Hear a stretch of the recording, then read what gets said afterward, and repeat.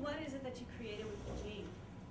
It was just a little test thing to see if it would work. So how would you use that when you're teaching? So that would be an introduction to Drupal, for example?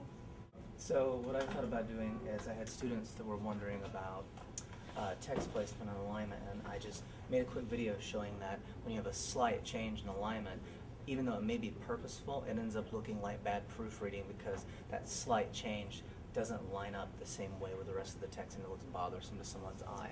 So I just made a quick video showing the students how that could look when it's slightly misaligned. Sure. So what are some of the affordances of using some kind of Jing as opposed to doing just a regular lecture, for example?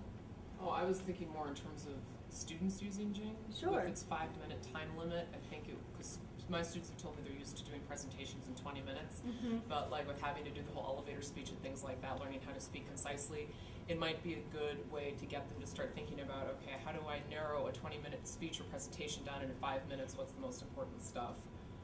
Sure. No. Well, it works out particularly well, again, when you're commenting on papers. Because even electronically, if I comment on papers and send the commented copy back to the student, it doesn't contextualize the comments. Right. What do you do with this? Sure. So it helps me explain the comments, how they fit together, what the student might want to do with that. So it really helps contextualize. Also, in addition to giving the student the option of looking over your comments, your contextualization on their own time, rather than coming to take notes during a lecture. Right.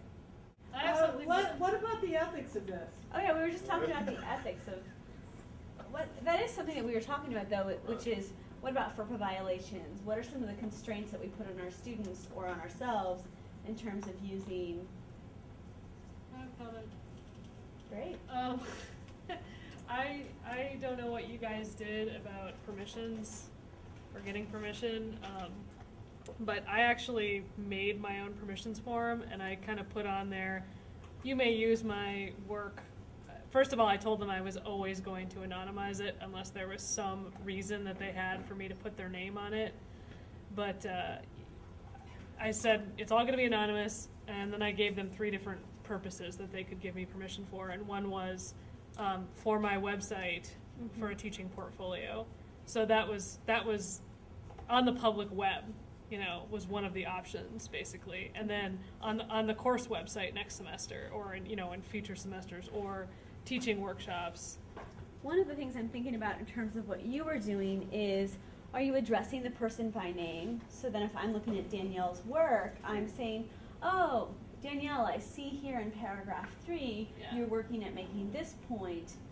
The third sentence isn't quite helping. Can you fill in the blank? So then, is there a point at which using their first names is in some way problematic? I don't. Possibly. I tend to, in conferences, I still tend to refer to the student I'm talking to when I'm looking at their paper as the writer, because I'm really trying to emphasize that as a student, as a professional, you need to separate your attention into writer and editor. So I tend to emphasize that rather than call them by name that much. And I also forget names. I'm not very good at those. So You should say that guy with the hat. Hey, you need to kid work with the on hat. this. Hat guy. So to say, an author would be concerned here with, or should be concerned with. As the author, you should be concerned with. As the writer, you should be concerned with.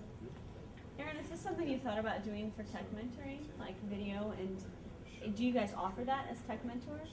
Or would you be interested in teaching? We could certainly offer sort of the screencasting function as tech mentors and talk about and build all an entire tech mentoring session about doing screencasting.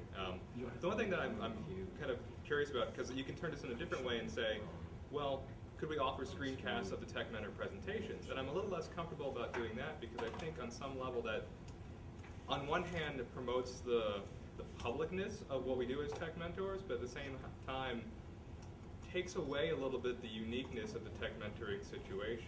Sure. So I don't want to replace value that students get from an hour and 15 minutes on a particular session with a screencasted video, which I don't think offers the same kind of dynamic interaction. Particularly because it's it's only 5 minutes, right? Yeah. And what can you really, I mean, what can you really do in 5 minutes? A lot, but in terms of teaching a whole technology or a pedagogy through technology, Yeah.